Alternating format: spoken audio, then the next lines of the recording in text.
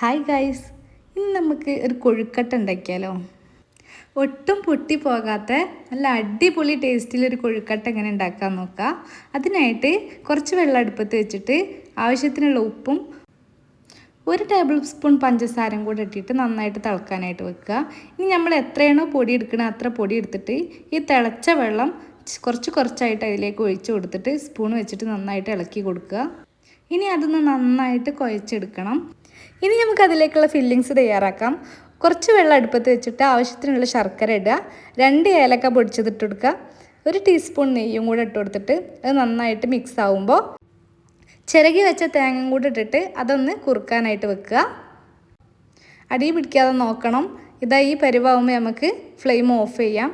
ഇനി നമ്മൾ നേരത്തെ കുഴച്ച് വെച്ച മാവ് ചെറിയ ബോളാക്കി എടുത്തിട്ട് ഇതാ ഈ വീഡിയോയിൽ കാണുന്ന ഇതുപോലെ ചെയ്ത് കൊടുക്കുക.